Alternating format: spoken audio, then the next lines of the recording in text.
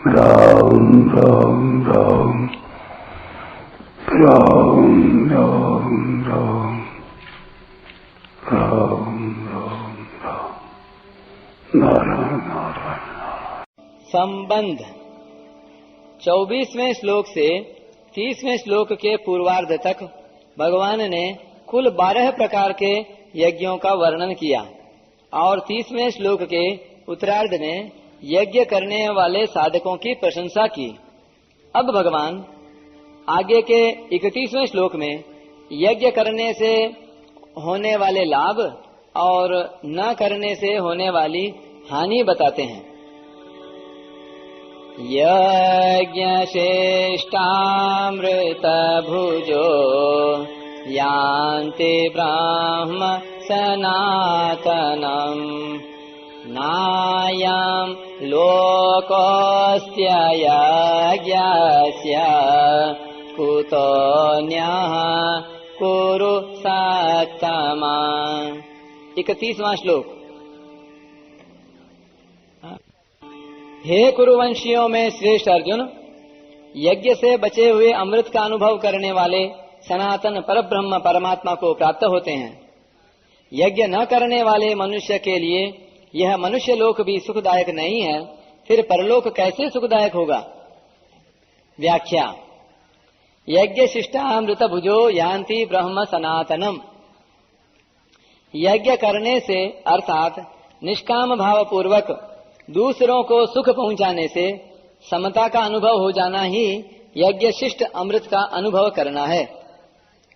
अमृत अर्थात अमरता का अनुभव करने वाले सनातन परब्रह्म परमात्मा को प्राप्त हो जाते हैं।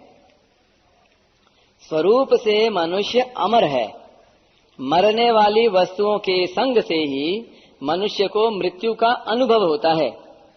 इन वस्तुओं को संसार के हित में लगाने से जब मनुष्य असंग हो जाता है तब उसे स्वतः सिद्ध अमरता का अनुभव हो जाता है। कर्तव्य मात्र केवल कर्तव्य समझकर किया जाए तो वह यज्ञ हो जाता है। केवल दूसरों के हित के लिए किया जाने वाला कर्म ही कर्तव्य होता है। जो कर्म अपने लिए किया जाता है वह कर्तव्य नहीं होता, प्रत्युत कर्म मात्र होता है जिससे मनुष्य बंधता है। इसलिए यज्ञ में देना ही देना होता है, लेना केवल निर्वाह मात्र के लिए होता है। शरीर यज्ञ करने के लिए समर्थ रहे, इस दृष्टि से शरीर निर्वाह मात्र के लिए वस्तुओं का उपयोग करना भी यज्ञ के अंतर्गत है। मनुष्य शरीर यज्ञ के लिए ही है। उसे मान बढ़ाई, सुख आराम आदि में लगाना बंधन कारक है। केवल यज्ञ के लिए कर्म करने से मनुष्य बंधन रहित हो जाता है, अर्थात मुक्त हो जाता है और उसे सनातन ब्रह्म की प्राप्ति हो जाती है। नायम लोकोस्त्य यज्ञस्य कुतोन्यः कुरु सत्तम। जैसे तीसरे अध्याय के 8वें श्लोक में भगवान ने कहा कि कर्म न करने से तेरा शरीर निर्वाह भी सिद्ध नहीं होगा, ऐसे यहाँ कहते हैं कि यज्ञ न करने से तेरा यह लोक भी लाभदायक नहीं रहेगा, फिर परलोक का तो कहना ही क्या है। केवल स्वार्थ भाव से अर्थात अपने लिए कर्म करने से इस लोक में संघर्ष उत्पन्न हो जाएगा और सुख शांति भंग हो जाएगी तथा परलोक में कल्याण भी नहीं होगा। अपने कर्तव्य का पालन न करने से घर में भी भेद और संघर्ष पैदा हो जाता है, खटपट मच जाती है। घर में कोई स्वार्थी पेटू व्यक्ति हो तो घर वालों को उसका रहना सुहाता नहीं। स्वार्थ त्याग पूर्वक अपने कर्तव्य से सबको सुख पहुंचाना घर में अथवा संसार में रहने की विद्या है।